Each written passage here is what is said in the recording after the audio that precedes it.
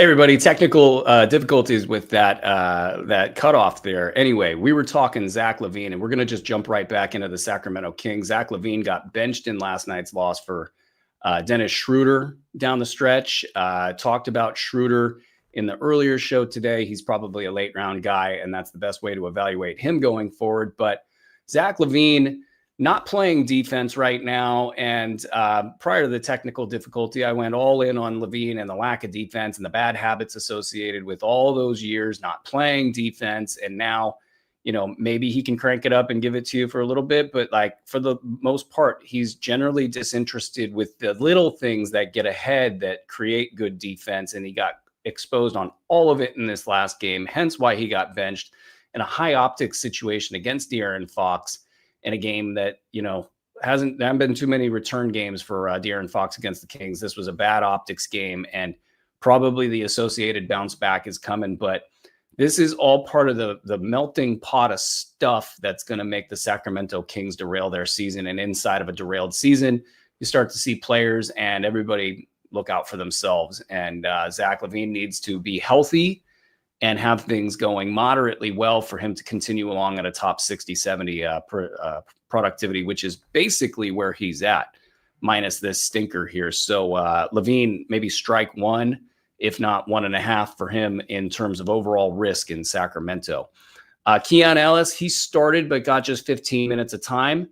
And he had a fairly good week. It looked like the tides were turning his way. The fans were chanting his name. The Kings responded by playing him, now starting and getting just 15 minutes. And really, from a developmental standpoint, this was a guy who had a lot of confidence coming into the league, and they have completely wrecked his confidence on the offensive side of the ball. And even on the defensive side of the ball, he's pressing because of the minutes and not having the reps and the players around him. Nobody knows what's what. Really bad stuff there. Keon, what I would do is know that with time, things get better for him. It's going to be bumpy until they just lock in and decide to play him 25 minutes per night. That's all he needs. The minute he gets to that level, he has top 75. And in a peak Keon Ellis scenario, he's got top 50 potential, mostly better for roto formats. But even in head-to-head formats, when he gets cooking the steals, the threes, and all the other associated numbers, it does work out to those values. So Keon Ellis, give him a little bit of grace right now. He has to deal with the Sacramento Kings. Come on, who would want to do that? Malik Monk clinging on to late round value in his 24 minutes per game. He's looked sharp at times throughout the year, but let's just be clear. Sacramento doesn't value him at all in the grand scheme of things. So he will be the last guy that they kind of prioritize with all of this stuff. And it really doesn't matter how he plays. His game is fine. Maybe he's tired of dealing with it. Maybe his value around the league is down because people are questioning his commitment overall in general. That's been an issue for him throughout his time in the league. But when he's on the floor, he's a gamer, and he's put down enough good film to make you not worry about that other stuff from a basketball perspective. But Sacramento, they've got a lot of guards, and they don't value him very much. So Malik Monk getting the bad end of it right now. And then Russell Westbrook could easily be the guy going forward in Sacramento. A top 100/150 play on the season in 8 and 9 cat leagues, respectively. This is normal stuff for Russ, and it's been a little bit bad for him lately as they've gone through the gyrations of being the Sacramento Kings. And I do think there is a future for Russell Westbrook on this team as quote unquote the man. And that might look more like top 75 and 125.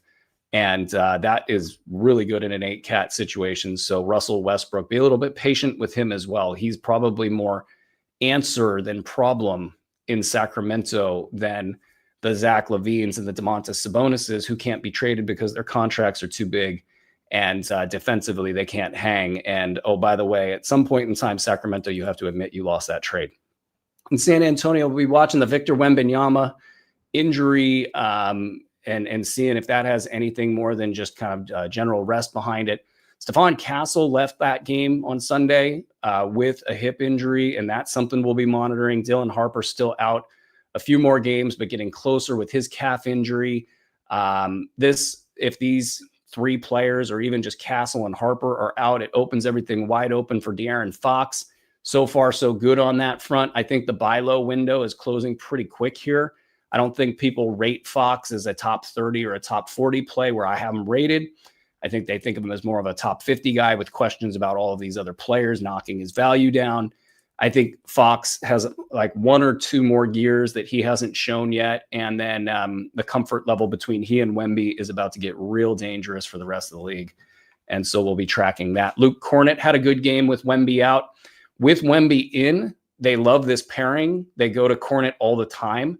There's a high-low or even a high whatever. Like Wemby basically finds Cornett and the two guys can just stand and dunk practically. So, it's a lot of high efficiency, big man stats. This season, Cornett top 125, pardon me, to 150 in 9 and 8 cat leagues respectively on the season. Just 6 games. So the sample size is pretty small.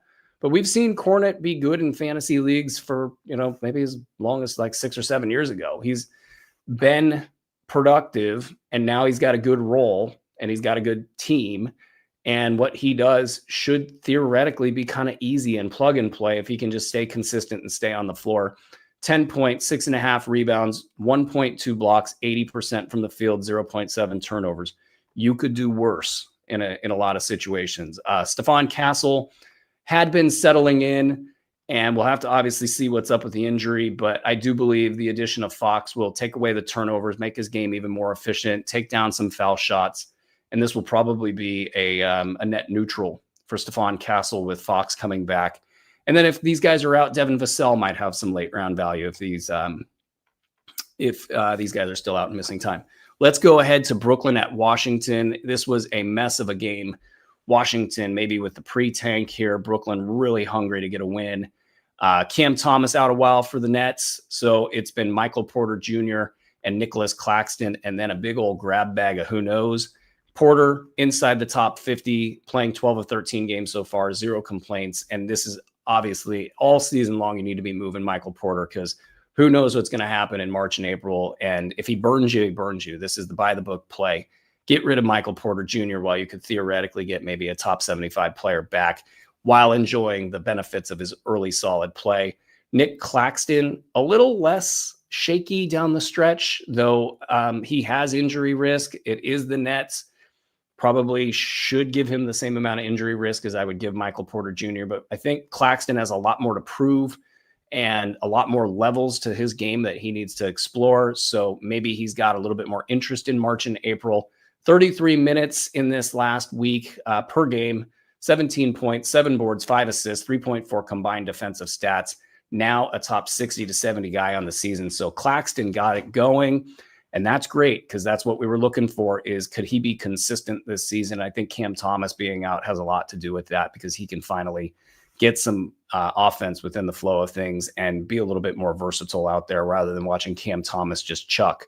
Noah Clowney was the flavor of the week in Brooklyn with top 100 numbers over the last 3 games, getting 30 minutes, 14 points, almost 3 triples, 5 rebounds, 2.3 assists, 2.3 combined defensive stats, and bad efficiency. But what else is new in Brooklyn? And all I can tell you is this might be the best week he has in the next 3 weeks. So Clowney is a puncher's chance guy, not somebody that you want to get hot and bothered about. Washington, everybody's healthy. CJ McCollum and Chris Middleton are starting. It's like they're kind of back where they were to start the season. It's kind of hard to know if this is a good or a bad thing. Right now, they're really struggling as a team with their veterans in the lineup. That, maybe you could say, oh, we'll play a few more young guys and we'll have a little bit more speed and we'll have a little bit more punch when we're on the floor. But I do think for this team, these 2 players right now are probably a good thing or at least a neutral thing for them. And that means that things aren't getting better anytime soon in Washington. They should just turn the page and let their young guys take their lumps, get their draft pick, and just sort of be on their way. Probably the conversation they're having internally without all of the optics on the outside, the ups and the downs and everybody worrying in Washington, why can't we win games? Well, nobody cares for one, but for 2, this is all just part of the plan anyway. Anyway, Alexander Sarr had his first stinker. Otherwise, he's clobbering. B150 darling, Keyshawn George is clobbering. All good there. CJ McCollum kind of looked a little bit like maybe the end was near, but then this last weekend, he just went off and 35 minutes per game, 23 points, 3 triples, 3 boards, 3 assists, mid-round value. all old CJ McCollum stuff. Get out there and sell while you can, folks. Just sell, sell, sell. Don't worry about anything. He's right around the 150 mark on the season. Just point to those last week numbers and tell everybody he's back and get off the CJ McCollum train for a late round value.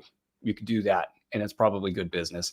Bilal Coulibaly's season looks pretty bad on paper, but at least when he's been in the game for his 5 games, he's been noisy. 3.4 combined cash counting stats. The speed bumps of all of this have hit his efficiency really, really hard. So on paper, it looks real bad for Bilal Coulibaly with just 5 games. It's probably opportunity for somebody to get in there and theoretically grab top 100 value out of this guy. It's kind of hard to say that with a straight face because he's been in and out of the lineup so much, hasn't really gotten it done. And there's been so much hype about him within reason, and yet no payoff. And I think that's why there's a little bit of a kind of anti-Bilal Coulibaly is going to have value tied out there. Say that 5 times. But I think you got to kind of toss that out and say, all right, from here today, if he can stay healthy, can he be a top 100 guy? And I think the answer is yes. So we'll keep an eye on that. Trey Johnson, completely off the radar despite 25 minutes per game. The numbers just have not been there. Same for Bub Carrington. And I do think stylistically, this team really does need to kind of figure out what they're trying to accomplish when they're out there on the floor. You got a lot of different agendas playing out at the same time. You probably just say, hey, we're going to give it to Keyshawn George. We're going to give it to Alexander Sarr. Everybody else take a number and start to fashion something of a rhythm around those 2 dudes, and maybe also get Trey Johnson involved. But the numbers aren't there. And Bub Carrington getting a ton of minutes and really not accomplishing a lot out there on the basketball floor. And I would look there to see if maybe they can upgrade those minutes and try to get a more dynamic offensive product on the floor. It's going to be bad anyway you cut it, but some overall success would help the Coulibalys and the Trey Johnsons of the world. Let's get out of Washington and let's head on over, pardon me, flu talk, Orlando at Houston. Really, really fun game. Injuries-wise, Orlando's dealing with Jalen Suggs being questionable for the next one in his right groin injury. Paolo Banchero, a few more games out with his groin injury. Desmond Bane starting to get back into mid-round production. And it really feels that way. And I feel, hey, let's, cheer for Desmond Bane, the guy we thought he was. And the 22.3 points, 2.3 triples, 4.5 rebounds, 5.3 assists, all speak to old Desmond Bane. But those steals are so far down at 0.4 per game. It's about a third of his production from last season, and it's the same amount of minutes. He's still down about 5 to 6% from the field and from deep. So those numbers have a chance to come back up. And then I think you start to see the real effect of Desmond Bane. I don't think people that have Desmond Bane are saying, oh, yeah, he's back. I'm winning. This is all good and great. And so maybe there is some buy low potential out there. I kind of doubt he forgot how to steal the ball. It's not like he was stealing the ball a ton at 1.2 per game last season. He's at 0.4. That's like I run away from the basketball and it never finds its way over to me. I don't know what's going on with the scheme.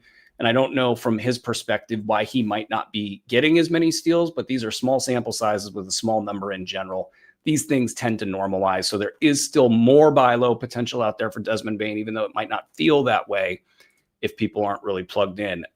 Wendell Carter has been low key one of my favorite Orlando Magic players because he's been a top 100 value, and that's not really expected out of him at this stage in his career.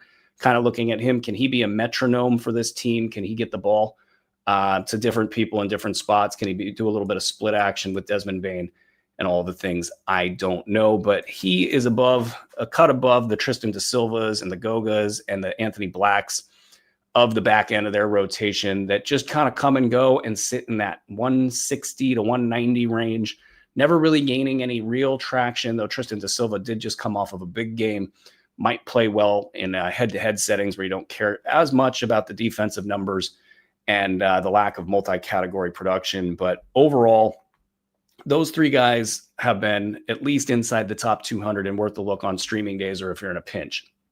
Looks like we got some news coming in. We have Keegan Murray spending some time in the G League, just sort of scanning to see if there's anything else important about that. There is not.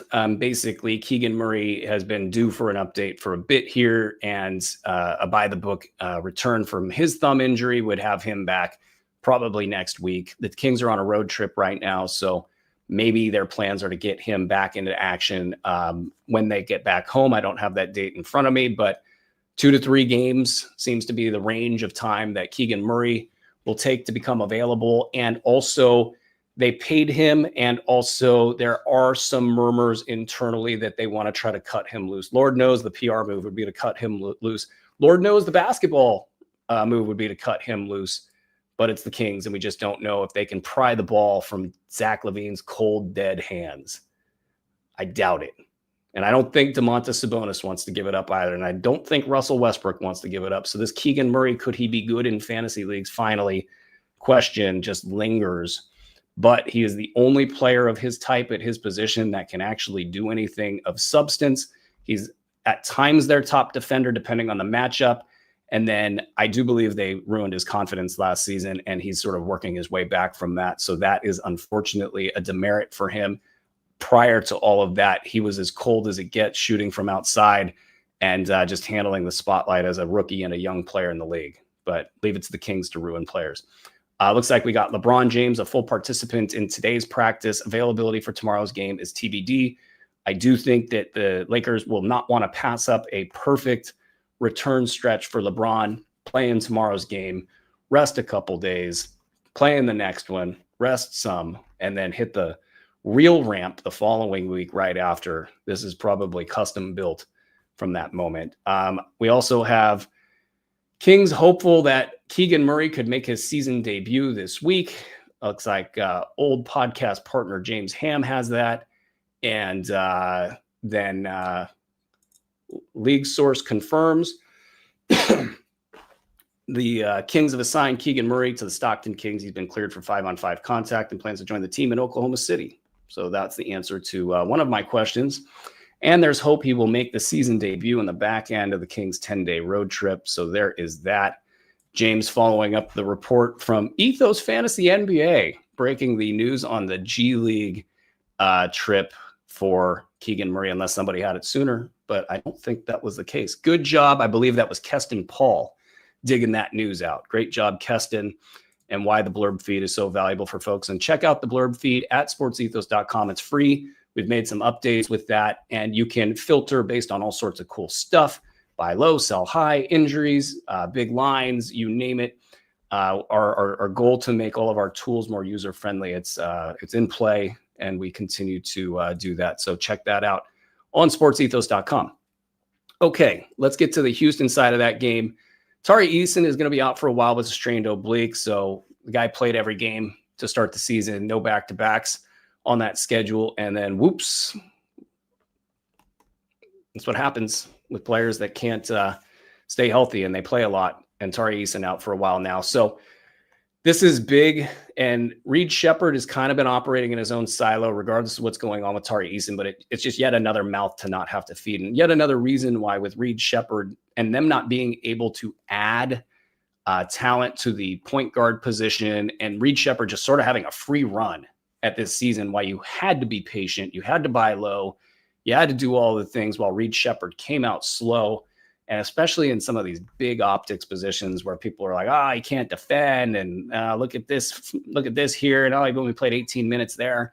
You know, he's just taking crap from all corners of the internet. Well, now he's a top 65 to 85 player in 9 and 8 cat leagues, respectively, with 12.6 points, almost 3 triples, 3 rebounds, 3 assists, 1.9 combined defensive stats, and 49% shooting from the field, all in just 23 minutes per game. He's been inside the top 50 over the last 3 games. He's outproducing Amen Thompson on the defensive side in stat production. Thompson is averaging 1.8 defensive stats with bad percentages, high turnovers, low three-pointers. He's got 17, 6, and 5 and 35.5 MPG, but Reed Shepherd's more valuable than him right now. Amen Thompson was going at the 12th pick in certain expert leagues and certain high-stakes leagues. Amen Thompson was easily going in the second round, especially after the Fred VanVleet news. Reed Shepherd was getting drop questions and all this just crap out there on the internet. Here comes Reed Shepherd in his little 23 minutes per game, outperforming Amen Thompson, who, after being maybe the poster child for the B150 last season, fading him this season with the overhype and all of that. I love Amen Thompson, the player. I love Amen Thompson, even the fantasy asset. This stuff will work itself out. I'm not writing Amen Thompson off. I do think that the battle between Alperen Şengün and Kevin Durant to have kind of control of this team as a number one scoring option has left Amen Thompson off to the side as a priority that will be dealt with down the road. And if Amen Thompson doesn't crack the top 50 this season, that would be a little bit surprising to me. But it's more likely that he finishes as a 4th round value than if he finishes as a 3rd round value. And much more likely for those two things to occur than as a 2nd or even a top 12 fantasy guy, unless, of course, something happens with Alperen Şengün or Kevin Durant, in which case that would change the equation significantly. It's certainly buy low territory for Amen Thompson. But in terms of Reed Shepherd, another B150 darling. This is why you stay the course. You don't overreact to the first month of action. And I do think that shooting's coming down for Reed Shepherd, but I think those minutes are going up. And I think that the plays that they run for Reed Shepherd will start to increase as the season goes on and they start to figure out how they want to use Reed Shepherd. And the Tari Eason injury just makes things a little bit easier for him. The other player of interest in Houston is Jabari Smith. He had a bad week 2 weeks ago, but he got it going again. He's now just top 80 to 100 on the season. He started off in a top 50 position. Hopefully you were able to sell high out of that. A little bit hard with Jabari Smith. He's got a history of being a top 125 guy and not much more. But this might be the year for him that this is his floor. And that will be super useful for him because this will play in most situations. Plus, as guys get hurt, and if they need to, explore what this 7-foot shooting, very mobile big man can do in a league that seems to be trending that direction, I think Jabari Smith might finally break out. But he has a long history of being a back end late round value, and maybe, just maybe, we can get him into a more useful position here in top 100 land. Let's get out of Houston. Let's get to Golden State, who played New Orleans. We'll talk about New Orleans later because they play tonight. We got Jonathan Kuminga questionable for the next one with his knee issues. Steph Curry took his foot off the gas in this last one as New Orleans. They didn't care. At one point, Jimmy Butler was passing him the basketball on a wide open fast break where the two of them stood by themselves underneath the hoop. And Jimmy's like, no, you need a bucket, man. Here, take the ball. So Steph shot the layup. Kind of looked like he was going to miss it. I think Steph is catching up from his flu. He's been great in all sorts of games. We're not worried about Steph Curry at all. It looks like a great pick for those of us who took Steph Curry in the back end of the first round. So great news there. And that was a tough place to draft. So you want to take your wins where you can get them. Draymond Green, talked about him in the last show. He's got just basically 6 rebounds and 6 assists. Everything else is trash for him. He needs to be good in order to hit late round value. And I don't think we care if we miss out on a Draymond Green revival of sorts. I think the Moses Moody's of the world have moved him down the pecking order even further. So you can drop Draymond Green and not worry about it unless your team build absolutely needs his out of position assists. That's literally the only, I think, argument for keeping him is that right there. Now, Moses Moody sitting on a top 90 to 100 start, 13 points, 3 triples, 3 boards, getting you good defensive stats. These are a bit of an outlier from past seasons, but he's got good length. Maybe playing with Jimmy Butler and Draymond Green can have a positive effect there, and he can get more defensive stats than he's shown the ability to get in past seasons. I like him ahead of Pajemski, who's right behind him in 28 minutes per game. I like the minutes look for Moody. He's doing his damage in about 24 minutes per game, so I like that. I also like the fact that Moody's sort of had a false start to his season, and that the management really does it feel like they want Moses Moody out there. Whereas with Jonathan Kuminga, it's kind of like they want him to be gone already. They'd like to get some good value for him, and maybe if he's good, they'll keep him. Moses Moody, they like him. They want him to start. They want him to be good. I think that he has a real legit shot at top 75 value the rest of the way. So Moses Moody, good for you. Kuminga outside the top 175, and I'm not opposed to a drop here. He might come back and get you top 100 value and make that look bad, but I don't think you're going to lose on some sort of a breakout season from Jonathan Kuminga. It just doesn't seem like it's in the cards, and that fantasy stat set's a big reason why. So feel free to move on there. Let's move on from that game. Let's get into Portland at Dallas. We'll cover Dallas here in a second, but for Portland, very straightforward and simple fantasy stuff for these guys. Now, Drew Holiday does show up on the injury report as questionable for the next one with right calf soreness. You got role players out. Tybal and Blake Wesley are out for a bit, but by and large, this team is pretty much locked in. Now, I don't know if I agree with all of it, but they're locked in. Shaden Sharp, very locked in over the weekend. 32 shots Shaden Sharp took. Didn't make a lot of them, but was a 9 of 11 from the foul line, 36 points, 4 rebounds, 6 assists, 1 steal. And it was a high-scoring overtime game. So Sharp got loose. He's been able to climb almost into the top 100 to 135 in 8 and 9 cat leagues on the season with 22 points, 2 triples, 5 boards, 1.5 steals. He got the efficiency up to 43% from the field, so that's a win right there. And it's heavy, though. It's 18 attempts. It's a lot of attempts, 2.8 turnovers, also hurting him on the efficiency side. So if you can get around some of this efficiency stuff, there's a much better value in head-to-head scenarios and in points leagues. But overall, Shaden Sharp is still in that spot where he's doing a little too much. You wish he could bring it in and focus on some other areas of his game from a fantasy perspective, that is. Other than that, being able to get that many shots off indicates that he's a pretty damn good player. He's just got to clean it up. Now, Jeremy Grant, if you take out the one game he was ejected, he's been really solid inside the top 100, 20 points per game, 2 threes, 84.5% from the foul line. All that's the good. Everything else is unspectacular. So if that stuff works for you, especially if that stuff works for you, he's had a great season. This gets it done. It's classic sell high Jeremy Grant territory.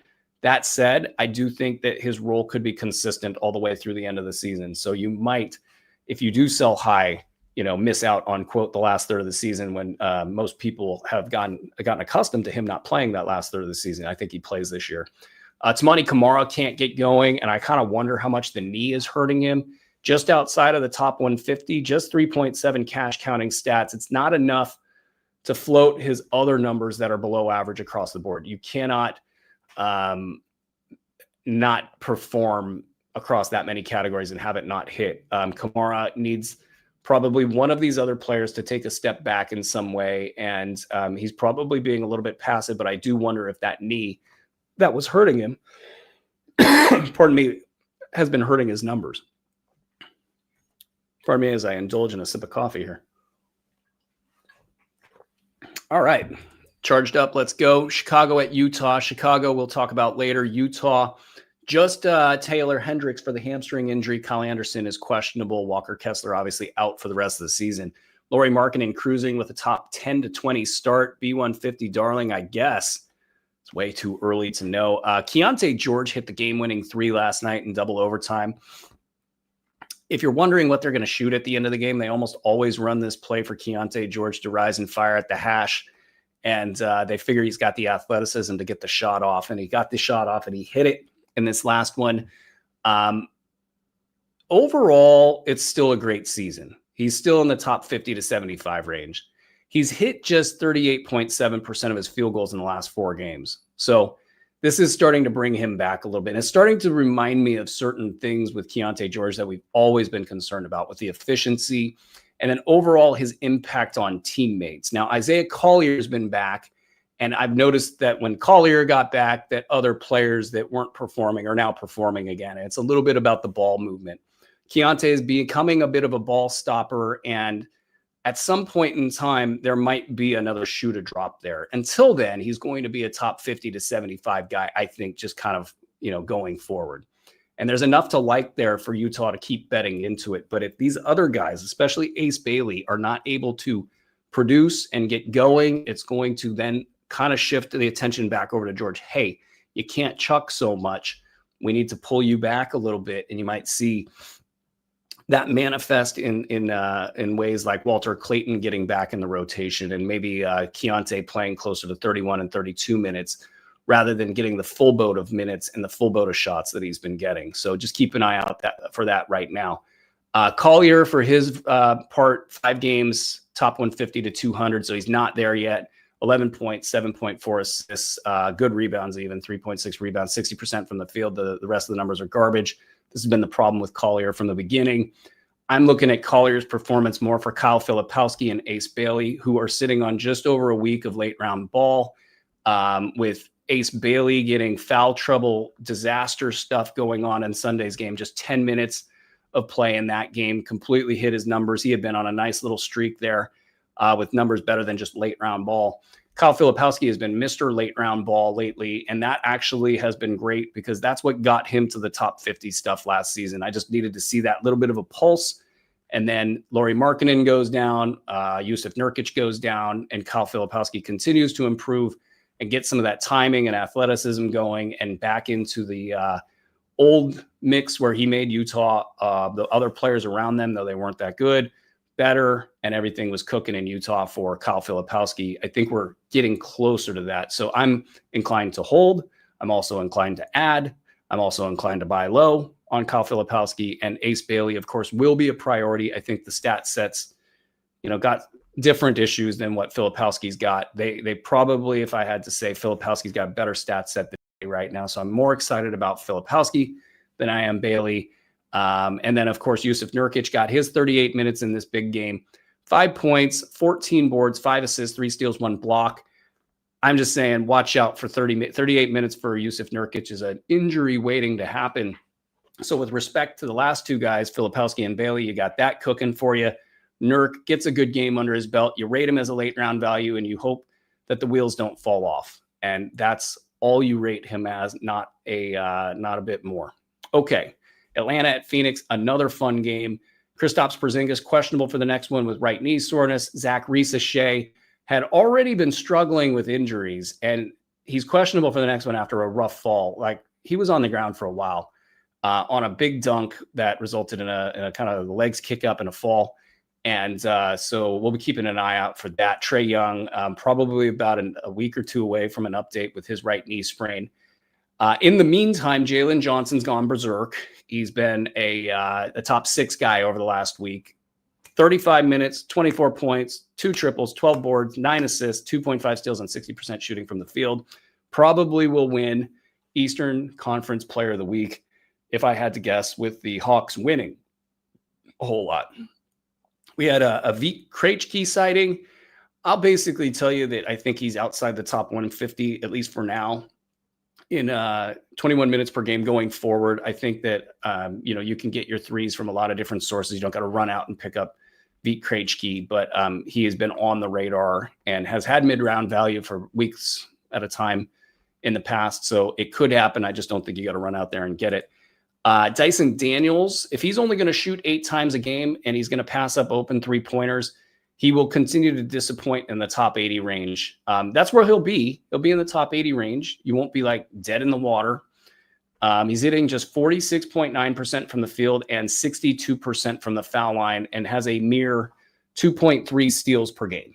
So this is kind of, I think, where his floor is at. He is afraid to shoot the ball. I mean, we should definitely call it what it is at this point in time.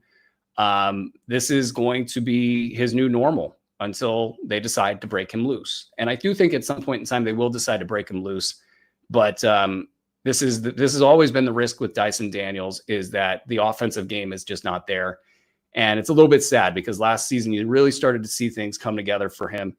And I do wonder if the presence of Nickeil Alexander-Walker is starting to wear on him, as Nickeil Alexander-Walker continues to take a lot of shots per game, and that's taking Daniels out of his rhythm. So we'll keep an eye on all that for you guys. As far as Nickeil Alexander-Walker goes, he had a big game in last night's game, kind of a finally exhale. Thank you so much for the line there, feller. He's been struggling lately, not even getting you late round value when on the floor, also dealing with his own injury issues. So that's been a mess. And then his box score just disappeared on me, so I'm not going to have it. But it was in the 20-point range. And he's going to have that job and have that role. And he will have some mid-round upside, but most likely just settle in as a top 100 guy with efficiency issues and shooting the ball too much. Onyeka Okongwu doing well with top 50 to 60 value on the season. That's better than you thought. And with the team in its current state, with Trae Young out and him playing well and him getting shots, You got to be happy with this start. You might think of it as a little bit of a sell high, but Okongwu is just sort of existing and doing things that we wanted him to do many years before, but it took him a couple years to get there, but he's there now. So good for him. On the Phoenix side, Grayson Allen managing the swelling in his right quad contusion, questionable for the next game. It kind of feels like he's going to miss one more. It feels like with that amount of swelling in the right quad, that's something they're going to want to take it nice and easy with. Jalen Green out for a while. So Colin Gillespie, who we talked about in the earlier show, big night, 32 minutes, 15 points, 8 boards, 7 assists, 2 steals, 1 3, 4 for 4 from the foul line. He had a slow week that knocked him back into the top 120 to 140 range on the season in just 24 minutes per game. Shooting 38.5% from the field, 76.5% from the foul line. He shot 43% last year and 43% from deep last year, and then 90% from the foul line in his senior year at Villanova. So he's a good foul shooter, just not taking a lot of them this year. Small sample size is holding him back there, and he will shoot the ball better overall. He's also a really good basketball player, and he's going to continue to get more minutes. So all of these things point toward a top 75 potential for Colin Gillespie, and I do think you need to kind of plan for that future being reality here at some point in time as players continue to fall out. Now, has Colin Gillespie got a little bit of injury risk? Maybe. He's been banged up. He's got a back injury, and he's also had some quad cramping that kept him out of last night's game. He would have had even more minutes in that game. Obviously, Grayson out. So there was a little bit more minutes to go around, but Gillespie rock solid and a must-roster player at this point. Dylan Brooks continues to fire at will whenever he's on the floor. Top 40 when on the floor. He's played in 8 of 14 games, so it's been in and out of the rotation. I don't know if folks know how good Dylan Brooks has been, averaging 30 minutes, 22 points, 2.6 threes, bad numbers everywhere else, but he's getting you 2 steals a game and 93.9% from the foul line on 4 attempts per game. Foul shots will come back. Probably the shot attempts will come back. The steals will probably come back. He might end up being a top 100 guy, but he's really looking like a top 75 guy at the top of the pecking order in Phoenix with a green light to do whatever the hell he wants, which is usually not good. Royce O'Neal had a dud in the last one, but he's still sitting on a top 80 to 90 season. He's getting you 11.5 points, 3.2 triples, 5.5 rebounds, 3.1 assists, 1.3 defensive stats, 30 minutes per game. He's played in all 14 games. He's one of their core pieces. He's got this thing where he disappears for a couple weeks at a time, but generally speaking, he goes off in the manner that you see right here. And so that, I think, is a hold, and I think we'll just see how it all plays out. But I think Royce O'Neal will be more of the solution rather than some sort of a problem or a fly-by-night guy. I think he's going to do just fine. Let's get to the teams playing tonight. Also, if you're just joining the show right now, go ahead and check out sportsethos.com. Check out our blurb feed. We've made some changes there. Make sure you get into our free app over at the Google Play or the Apple App Store. And also check out our Discord where I dropped all of these notes last night. We have a free version. We got a members only version. And check out a membership at sportsethos.com so you can get access to all of this stuff as it happens and stay ahead in your fantasy league. So tonight we got the Clippers at Philadelphia. Clippers are, I'm going to bring up some some Vegas lines while I'm talking here because I'm kind of feeling like making a play. But the Clippers at Philly, we've got news with Derek Jones. His knee injury might not be as bad as it seemed. His knees have been an issue forever. We got Bradley Beal out for the season. We got Kawhi Leonard not really playing since that 40-minute night the other week ago. And he's got a right ankle sprain and a foot sprain. So probably don't let Kawhi do that next time, guys. And other than that, it's been a very successful season for James Harden. Getting drafted producing right where he's been drafted. Zubac has settled inside the top 60 range. That's pretty good for him. I think that might be his new normal. John Collins starting, not doing well, but starting, basically kind of doing anything he can to stay in the top 200. So that's not great. The Sixers are favored by 4.5 in this game. Talk more about that in a little bit.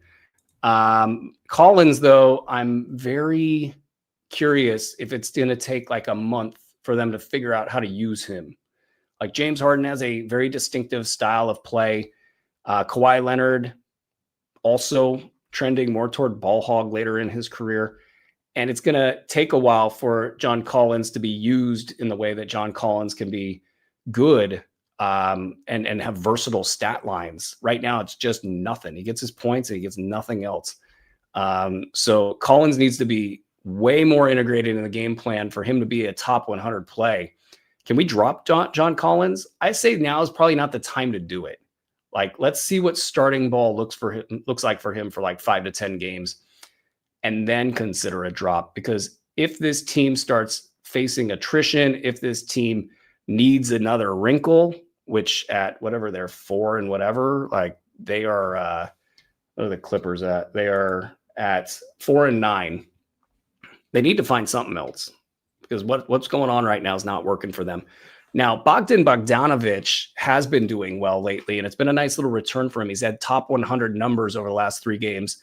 14 points, 3 threes, 4 assists, 1.3 steals, solid efficiency. Probably a little bit rich. He might be more of a back-end late round guy if this role and this level of success continues for him. But that's been nice, and it's been a nice compliment, I think, to the rest of the team's efforts. So Bogey might be back in play in fantasy leagues. He's definitely worth a look as a short-term pickup. And if he can keep it up, more power to him. He's just got to stay healthy. It's always what's going on with him, is he's got to stay healthy. Now, with Derek Jones might not have as bad of a knee injury as previously thought. So your excitement about Bogdanovic, Chris Dunn hasn't done anything this season, but somebody has to step up. So you kind of look in that direction. Even Collins, this news with Derek Jones is at least a little bit of a downer. I don't want to attribute too much to these 3 players as far as the Derek Jones injury goes, but these guys need anything they can get right now, and they're not going to get it from Derek Jones long-term, is what at least seems like here today as of Monday afternoon. On the 76ers side, so talked in the earlier show about what Andre Drummond can do and what you can do to lock down the Philadelphia center position. So Joel Embiid, whoever drafted him, is on their own little journey with Joel Embiid, and it's not going to be a good one, and it'll be whatever it's going to be. He will play however many games he will play for the Philadelphia 76ers. Is it going to be half the remaining games? Is it going to be a third of the remaining games? Is he going to play 2/3 of the remaining games? That would be a perfect scenario for him. Probably half or a third is in play, with the proverbial hammer coming at some point when he can't hack it anymore because his knees are done. All right, well, where does that leave us? Andre Drummond looks like he's in the best shape I've seen him in the last 5 years. I've been watching the Adembona stuff because he was rated highly in the B150. He had a 2nd-round value at one point late last season, and it seemed like plug and play that he would go in, get his minutes, get the production, and then slowly get more opportunity as the year went on. Well, that hasn't happened. Drummond's been great. Embiid has been mostly healthy for the most part, as far as much what we expect out of him. And then Bona, 75% of the time good, 25% of the time he's doing rookie stuff. That's the easiest way to put it. Bona has had some incredible moments out there that really, really wear well on him. And then the other stuff is the kind of stuff that if you have a team that's winning, if you have a bunch of veterans and you also have Joel Embiid around, you could kind of wait and go kind of, as you go with Bona. You don't have to throw him out there and, kind of force that action. So they haven't. And then he gets an ankle injury. But this is easy. You take Drummond, and hopefully you were able to get in there on the ad with Drummond, and there's probably some opportunity to buy low today, before the next 3 games, and you see how far this thing can go. He is, again, he's more mobile than I've seen him. He's a very large man. He's kind of not being played off the floor right now. He's shooting the ball with confidence. They're running plays for him. He does great stuff in the paint. Is he going to do some Andre Drummond stuff that's like, I can't believe that Andre Drummond just did that? Yes. Is he going to miss in certain situations where that size works against him? Absolutely. But if that equation is working in his favor, and it has been, he can play, and he has over 30 minutes per game, and there's no Bona there. Joel Embiid's not there. This is Andre Drummond's position for the foreseeable future. Nobody's like, Bona is going to be available on the waiver wire right now. I think with this injury, he's anywhere he's been held, and I've been holding him while adding Drummond. Bona will be available on waiver wires. You get Drummond, you get Bona, you see how far Drummond can take you, and then lo and behold, eventually those 2 players, they play, they get hurt. It's Bona's job. So that's how you lock down the Philadelphia 76ers center position and keep some of that upside from Adem Bona, because if they just play him and integrate him and make him a part of the team and keep him in the screen game, which they were increasingly doing so after an early start of being just in the dunker spot and not doing anything else, if they integrate him, it's a fast road to top 75 value. And with his shot blocking ability, those numbers can climb real quick. His per 36 on the shot blocking and the rebounding is in like the 9 and 4.6 range off the top of my head. For those combined defensive stats, those are great numbers right there. He needs more offense, he needs more minutes, and he needs to see his way onto the floor. But that's how you keep the upside from both players and absolutely work the system. I was able to get Andre Drummond in high stakes leagues. I spent a little bit more than I would have liked, but I was able to get him everywhere. And I don't think people are ready for what Andre Drummond is about to do. And over the last week or two, it's been between top 60 to 80. And it feels like that could be the new normal for him, which would be absolutely great. A great per minute guy in the past, and possibly turning a new page or turning the page into a new spot of his career here in the twilight of his career, when realistically it was like, can he even run up and down the floor? So Andre Drummond got in shape. That should have been the too long didn't read version. Quentin Grimes cruising a B150 darling. Dominic Barlow just outside the top 175 in 3 games with 8.7 boards, 3 assists. With the 3 games in 4 days, you might want to give Barlow a try just to see if you can get some streamer value there. And then Bona just 1.7 blocks and now an ankle injury. If you're not doing the Drummond thing or can't do the Drummond thing, you can move on from Adem Bona and just be ready to move if everything moves into his favor there. Let's get to Indiana at Detroit tonight. The Pacers are, let me make sure I got my FanDuel odds up. The Pacers are 10.5-point dogs to Detroit. I don't know if I like either side, so no betting action on that one for me. You got Benedict Mathurin questionable for tonight's game with the right foot injury. They've been simulating 5-on-5. He could come back, it feels like. We'll see. Aaron Nesmith out for a bit with the knee issue. Quentin Jackson can't stay on the floor. Obi Toppin out for a while. Nembhard starting to normalize on the shooting side, back into the top 100 to 120 range, where that's kind of where he should be. Maybe he has a little bit of extra kick, but everybody's going to have to play well, and he's going to have to stay healthy, and that's been an issue for him. So other than the first game where he was really, really inefficient, there have been good numbers for him. So something in the top 50 range. So I think you throw it all together, he's going to deal with efficiency issues, and he's a top 75 to 100 guy. Andrew Nembhard, that is.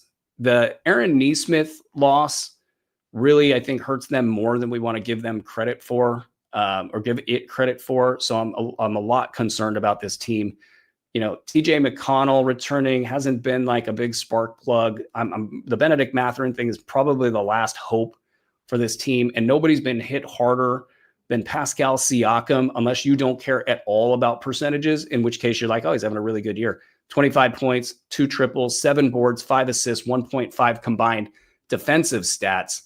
That's all great, but 45.3% from the field on 19 attempts and 65% from the foul line on 8 attempts. That has kept him outside of the top 100 if you care about percentages. And Jarris Walker, if percentages interest you or hurt you or whatever they do for you, he's hitting 29.3% of his shots on 11 attempts per game. I'm wondering if this is the worst ever field goal percentage Z-score that we're ever going to see, or the worst one at this stage of a season. I'm very curious, if I was to do the research, what that would look like. On the Detroit side, Tobias Harris, right ankle sprain, not yet day-to-day. Jalen Duren probable for tonight's game with his right ankle sprain. Cade Cunningham questionable. Asar Thompson questionable. That news should start rolling in at any moment. Isaiah Stewart, top 50 to 65, despite missing a few games. 24 minutes, 13.5 points, 7.5 boards, 1.8 blocks, good efficiency. Great start to the season. But the player I really want to talk about is Dennis Jenkins. Top 75 over the last 4 games. 16 points, 2.3 triples, 4 boards, 6 assists, 2 steals, 46% from the field, 62.5% from the foul line in the small sample size. Okay. Who the hell is Dennis Jenkins? Like, that was, as I watched him the first time and the second time and the third time, each time I watch them, I'm just increasingly like, who the hell is this guy? Because he's good. Like, it's awesome. Like, you're seeing it happen for a two-way player that is not currently eligible for the playoffs. He would need to be signed. I'm kind of thinking that Isaac Jones, you might not want to buy in Detroit because Dennis Jenkins was giving it to people. And he was out there talking mess. And it was great. Couple things. Great first step. Solid size. Like, he's going to create his own offense at the NBA level. And it's not even a question. So Detroit just found something here. And I'm looking at all of the backstory, trying to figure out, like, how did this guy not get drafted? How did this guy just pop up in the G League? And all the things that, all these G League, success stories, you kind of like, how did this all happen? But it's happened. And this team needs very badly somebody to be that good for them. And Cade Cunningham will come back and take 5 billion shots. And we'll be asking, can Dennis Jenkins survive that? We will be asking that. But from a playing basketball perspective and from a team that does not have a lot of creators on it, Asar Thompson is not a threat. Like, teams are not losing sleep about Asar Thompson. Jalen Duren's doing his thing and scoring on the interior, and that's his role, and that's a completely different ballpark.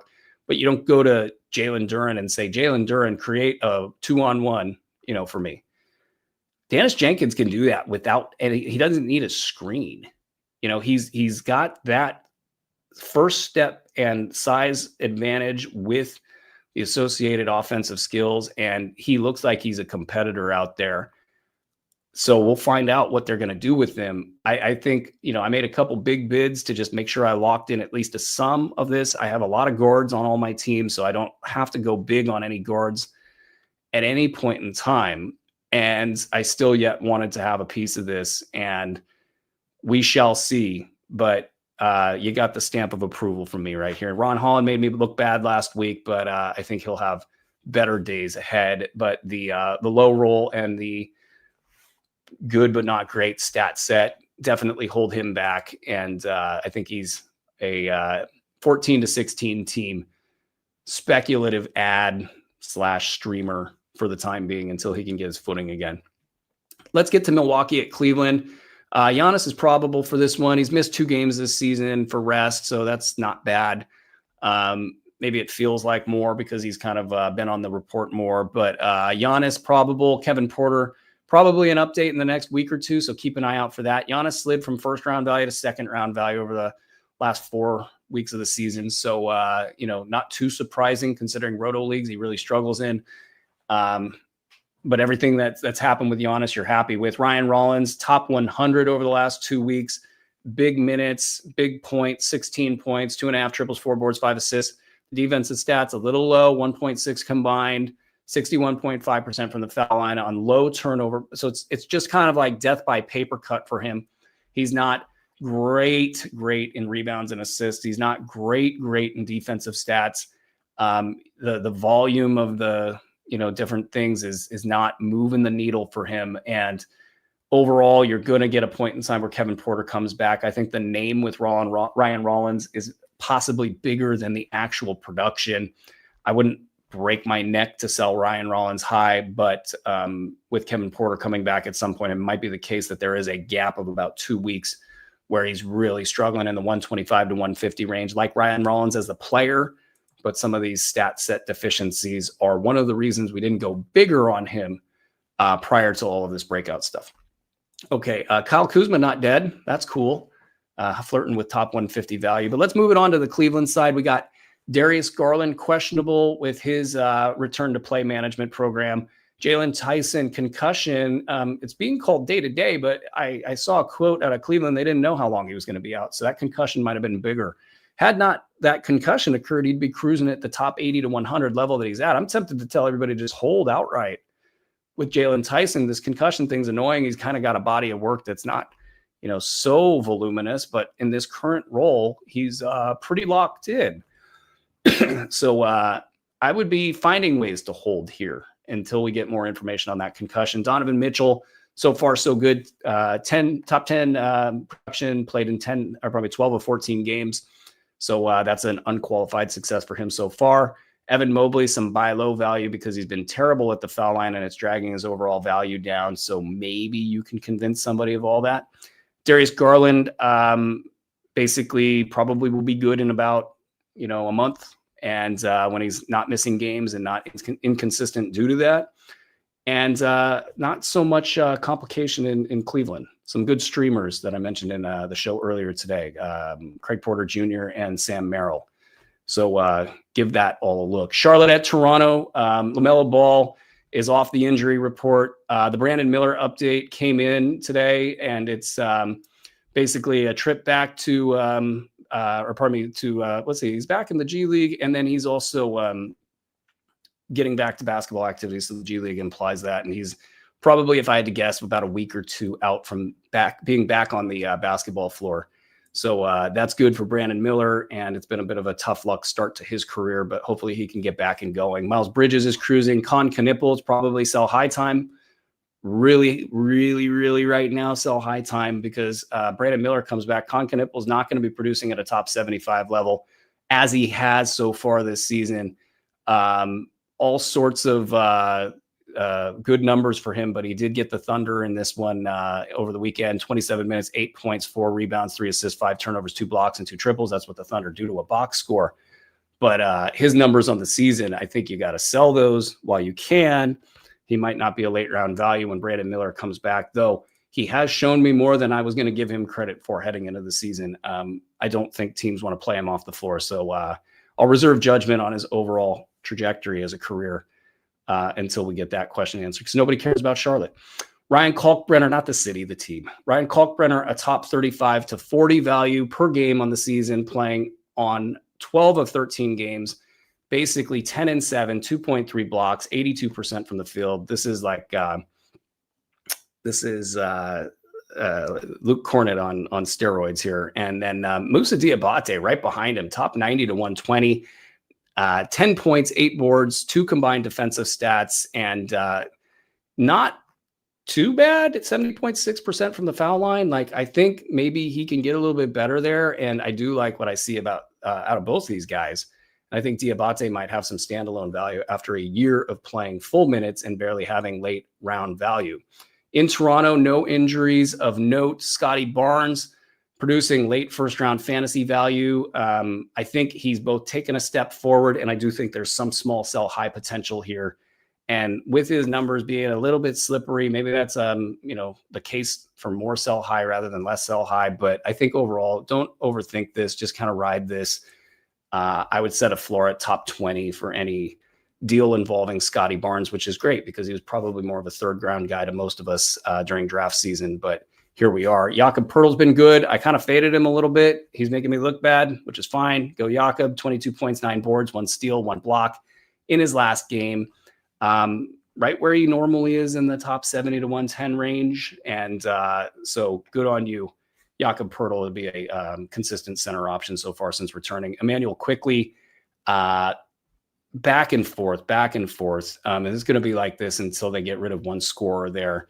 And just a late round play over the last 2 weeks. And hopefully he can improve while it's crowded, so you get a little bit more of a good vibe, with the hopes that one scorer leaves named RJ Barrett at the trade deadline. We got New York at Miami. They're doing the old home and home. It was a 132 New York Knicks win at Madison Square Garden on Friday. So back to Miami they go. Jalen Brunson, not yet day-to-day with his ankle issue. OG Anunoby out a couple weeks. Miles McBride is in, I believe, tonight. So good for him. And really, I mean, Josh Hart's the obvious beneficiary with OG Anunoby out. I think the biggest story in New York is this is an amazing sell-high period for Mikal Bridges.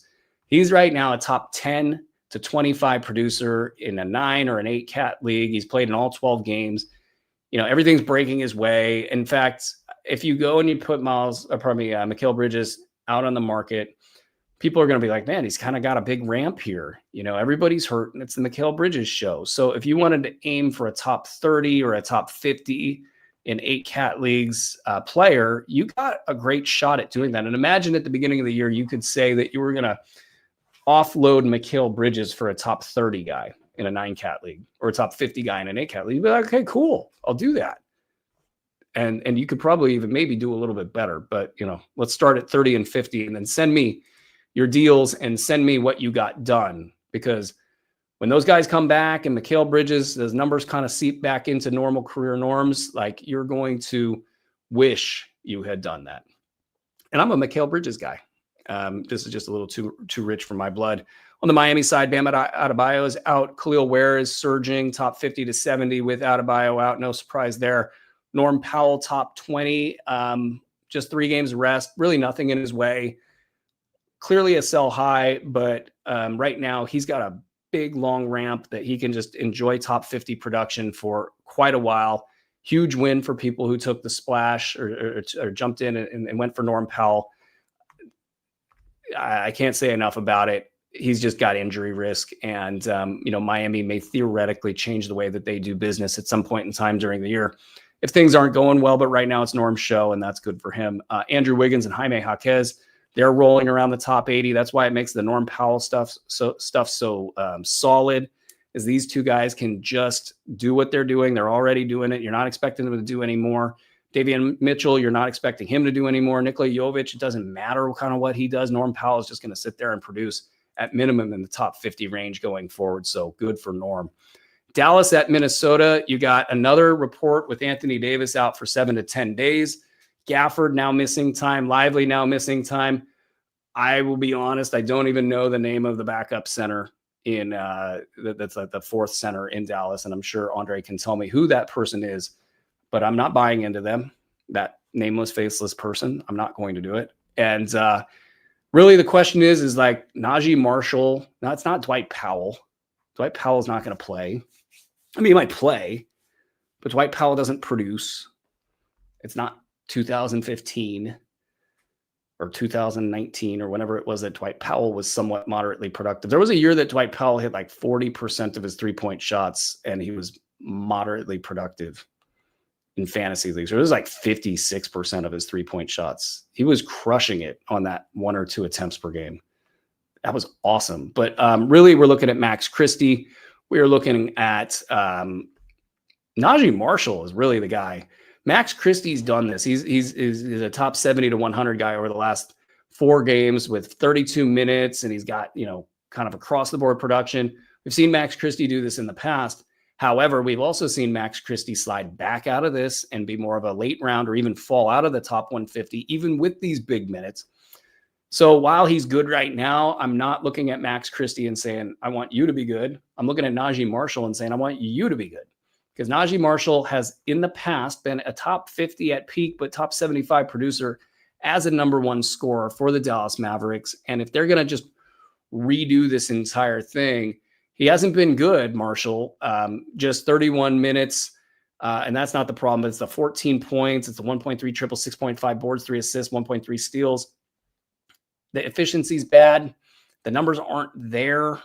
He needs to be closer to 18 and 20, and he needs to have, 4 assists, 5 assists. He needs those 3s to go up to 2. He needs a couple more steals. It's all around the edges stuff for Najee Marshall, and he needs, again, those percentages to be better. But he's done it in the past in a bad situation. And like Brandon Williams, for example, another big name on the waiver wire, but he's so inconsistent everywhere outside of points and steals. And he's been good at the foul line this year. So he's getting you points, rebounds, and assists and steals, maybe free throw, but pardon me, everything else is working against him. Marshall feels like if we could get one player to be good out of this mix, we would want it to be Najee Marshall, and yet he hasn't been good. Might even be the third of these 3 being picked up on waiver wires just based on recent production. Klay Thompson's been hitting 3s lately, but that's it. Most of us aren't looking at Klay Thompson right now. Cooper Flagg has had a mid-round week during all of this mess. Very bad foul shooting, but big minutes, 38 minutes, 20 points, 1.3 triples, 7 rebounds, 4 assists, 3.1 combined defensive stats, 54% from the field. Look, there's some risk here with the shoulder. The disarray in the franchise is absolutely a major risk. Those 2 things together scare the crap out of me with Cooper Flagg. But the buy low window is closing up. Like Cooper Flagg at top 100, top 125, levels of production, you fling that thing across, or you look at it in a trade calculator and you know, what the ranks are to date, you know, Cooper Flag at that number is not going to be a thing. Either that or he's going to be hurt. I think they're going to refashion this team. Interesting, there was a report that Kyrie Irving said if it was a playoff game, he could play right now, and he wants to play again this season. I think at some point in time, they need to get Anthony Davis on the floor no matter what, and they're going to have to figure out what this team is all about, because nobody's trading for Anthony Davis until he gets on the floor, and you might as well do all that as soon as possible. So Patrick Dumont, backed into a corner, doesn't want to look bad and have the guy that they traded for get hurt and completely have egg all over the face. And he's going to have to walk that back and let Anthony Davis back on the floor, because there ain't going to be no MRI on planet Earth that's going to say that there's no risk of putting Anthony Davis on a basketball floor. That was the dumbest thing I've seen in a long time, but I get it. You're never, ever going to have an MRI or any sort of medical analysis say that Anthony Davis has no risk going on the basketball floor. It just does not exist. On the Minnesota side, only Terrence Shannon Jr. out for a few games. So that's that. Julius Randle, still a top 10 player in fantasy leagues, still a sell high. I love that you guys are sending me your Julius Randle sell highs, and I will happily answer your questions about that. So send them to me on Twitter at Aaron Bruski, inside the Discord, wherever you guys want to ask those. Let me know, because this is a big one. The volume's up, the percentages are up, you know. All of it's pointing towards sell high, and yet Julius Randle just keeps going. They are definitely well situated in Minnesota. I don't think this can continue, and I'm looking in the top 50 range, depending on format, for the floor of what I would offer or to try to get if I have a Julius Randle on my team. Maybe you could get a top 40. Maybe you could even get a top 30. It's been 13 games after all at top 10 levels. Doesn't look like Julius Randle is slowing down. Get the value where you can get the value, and let me know how you did. Dante DiVincenzo having a great season, mid-round value. Jaden McDaniels, top 50 value, a little banged up lately, so not completely without worry, but Jaden McDaniels doing the thing that we all thought he would do. Naz Reid, basically into the mid-round over the last 2 weeks, which is why we don't drop, we hold, and we wait for things to normalize for Naz Reid, because he's a good basketball player, and he's going to be a top 100, if not 125 guy at worst. Oklahoma City plays New Orleans tonight. You got Aaron Wiggins out with a left adductor. You got Alex Caruso questionable. Jalen Williams off the injury report. Shai Gilgeous-Alexander just fine with his productivity. Chet Holmgren, when he's playing, just fine. Those are great things. Isaiah Hartenstein, a sell high at top 50. I think it's got to be obvious, right? I mean, you don't have Chet in there a lot. You don't have other players in there. It's, you know, Hartenstein's early part of the season where he can shine. Then back to top 100 land. So I would make my deals accordingly. AJ Mitchell, top 60. I think he's good enough to keep doing stuff. I think when Jalen Williams comes back, that's going to look like top 100 to 125 for AJ Mitchell. Get on that and sell that right now, because we're not hearing a lot of noise about Jalen Williams' return. When that happens, it will become big news. So make those moves now. Case and Wallace, really quiet lately. Top 70 to 100 on the season. Probably a sell high, even though the last week hasn't been good. I'd wait for him to have a good game before doing that. And then when Jalen Williams gets back, obviously it's going to be a little bit harder for him to produce where he's producing, but he gets his values with steals and efficiencies and being an overall badass basketball player. It'll be 100 to 125 for him in a normal scenario. And then, of course, your streamers, Aaron Wiggins and Isaiah Joe, are always worth a look whenever you're looking for streaming action. Probably the best streamers in the league, or some of them. New Orleans, Jordan Poole, another week before his next evaluation. Zion Williamson, questionable left hamstring strain. Let me see if there's anything. Moussa Cisse was the fourth center in Dallas. Moussa Cisse, everybody. If he goes off and I didn't know him, it is my fault. Trey Murphy in New Orleans, cruising in the top 30 to 40 range, playing in every game. That's good there. Derek Queen, top 160 to 190 on the season. 24.5 minutes of this sample. So he's been a late round guy this week, and he's done it in 29 minutes. I talked about him in the last show. I just don't know if he's good enough or efficient enough to be great in fantasy leagues. I just know that there's the potential for that, and they bet everything on him, and March and April could be very nice. So I think you got to try to make that work. Try to find a spot in your roster for it. It's a plug your nose kind of a situation and just do it. Sadiq Bey, 2 weeks of late round value, solid late round value. So that might be his new normal until Jordan Poole gets back. And other than that, though, I'm not that high on the Sadiq Bey stuff. I mean, you get good points, rebounds, and some low end assists. It's the 0.6 defensive stats that I cannot work with. It's the percentages that I cannot work with. So Sadiq Bey, good in certain formats, good right now, but not long term. Jeremiah Fears, I love the player. Top 85 in 8 cat leagues over the last 4 games. That's been working out for him. He had a big 7 steal game in there. That's an outlier. So that's a little bit nervous if you want to try to buy into this. I really think you think of him as a top 125 to 150 guy, top 125 to 175 in 9 cat leagues, player for the next 2 months. And then after that, you're thinking maybe he can get something more going. Herbert Jones, talked about him in the last show. He's a luxury stash for roto leagues at this point. We've got a lot of ground to cover here today, so I'm probably not going to get much deeper into it than that. It just looks like he's out of it. He doesn't have confidence, and if he's not going to steal the ball at a high level, and he's not going to get you overall good numbers, that upside vanishes real quick. He has top 50 upside. We've seen that in the past. I think this year I would call it top 75 and not getting it done right now, and that's in a 9-cat league, by the way. There's a lot of reasons not to get excited about Herbert Jones's start, and if he gets going, we'll let you know. The last game for tonight is the Chicago Bulls at the Denver Nuggets. And this is the classic back-to-back in Denver with a double overtime game in Utah. So at least they're already acclimated to the air. They emptied the clip, and I'd be shocked if Josh Giddey plays in this one, but who knows? I don't see him ruled out yet. Kobe White's already been ruled out. And then Trey Jones looks like he's not playing in this one. So you're Kevin Huerter, you're Ayo Dosunmu. Jalen Smith might have a little bit of need to produce in this game. This might be a big game, for all the other starters in Chicago, but overall, they're probably going to get just throttled in this game. And my only question is Denver going to sit Nikola Jokic? If they do, then this will be a junk game that might have a whole lot of stats in it. And my entire look at some of those fringy guys might change. But overall, I think Denver comes in and whomps them. And it might be one of those things where it's over by the third quarter. So Denver's stats are bad. Chicago's stats are bad. And somebody hits a seeing eye single through for like top 100 value. And his name is Kevin Huerter. So that's all for tonight's game. But overall, I like where Josh Giddey's at. I like where Kobe White's at. It looks like kind of it's go time for Kobe White. I like the fact that they played it safe with his injury. I don't think Trey Jones is in a good spot right now for fantasy leagues. He's definitely droppable. I think that there is a way he could see his way through this. I think there's enough room for production on this team for him to be a late round guy. But with that, it's a lot of ifs and buts. And I would say Trey Jones is droppable.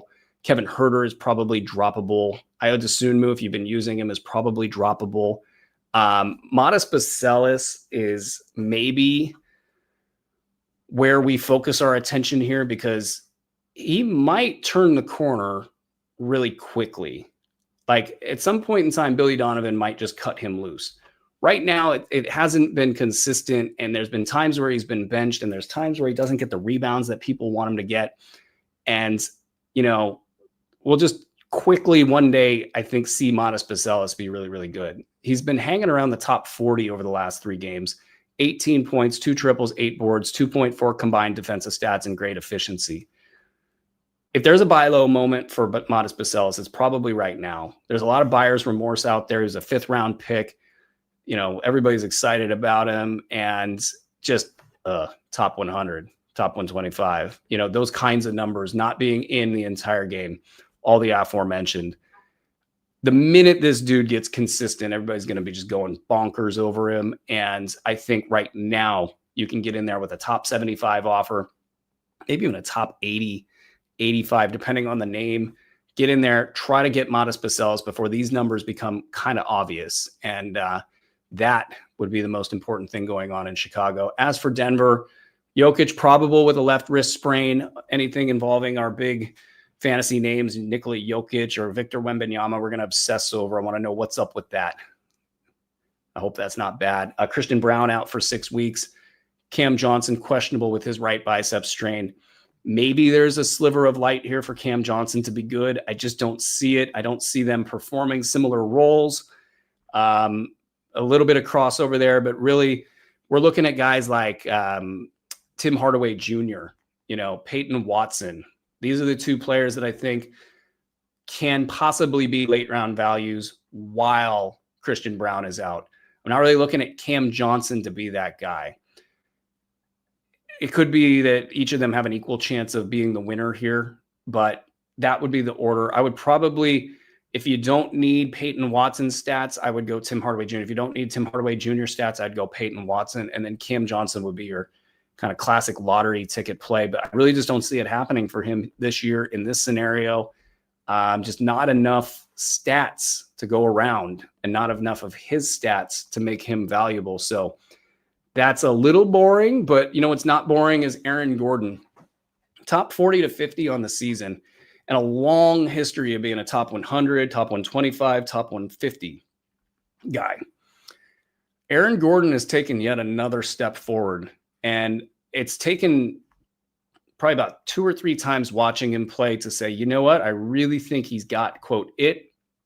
It's an overall command of the game that started when he was in Orlando, and they gave him all of this responsibility. They wanted Aaron Gordon to be a thing so bad. They let him be a point guard, and it was awful. It was like the worst decision-making ever. It didn't do anything good until now. I think all of those skills that he learned back in those days, they went dormant for a little bit because he wasn't allowed to kind of do that in Denver early on. But the Jokic effect in practicing with a player like that is real. And you're watching Aaron Gordon start to toy with the defense. And he's a really unique basketball player. He's got a great handle. He's got a ton of size. He can turn and back you down. And they're letting him cook. And he's averaging 20 points, 2.53, 6 boards, 1.5 assists, 1.1 defensive stats, 53% shooting from the field, and 89% from the foul line. His overall play isn't resulting in a lot of assists, but there's actually probably some potential there for that. If he wasn't playing with Jokic, and Jamal Murray, I think that number would be a lot higher, but it's fine. Like for what he's doing in his silo, he can keep a lot of these numbers up. If he slid to say 75, it wouldn't shock me. But I do think Aaron Gordon has become another step better as a basketball player, and that alone is going to make Denver that much more powerful. And I think we started seeing that in last year's playoffs is what that really looks like, to have yet another player take a step forward. And of course, they're going to need their depth to step up and stay healthy and all of the things for Denver to compete with OKC and other teams in the NBA. But they are scary right now. And I would have them as the number 2 team to beat in the NBA right now with my power rankings. So good on them. And good on us. We made it through the show. We had one technical difficulty. If not for that, we almost get in and out in under an hour and a half, which would be a Bruski breakdown record. So pretty happy about that. Guys, send us your questions in Discord and on Twitter. Josh Giddey, not on the injury report, so that crazy bastard's going to go play. Good on you, Josh Giddey. And, good for everybody else that has fantasy assets on that team. They might actually compete in this one. But thank you guys for all of your questions, your support. Make sure that you're following us on all the different platforms at Ethos Fantasy NBA. Subscribe on YouTube. Hit the thumbs up. Make sure that you guys are plugged into what we're doing on the website. Get the app. It's free. Make sure you're checking out all the tools on the website. The free ones are nice and easy to get to. Check out the blurb feed. We've got rankings that are going to be going up very shortly and projections for our in-season members.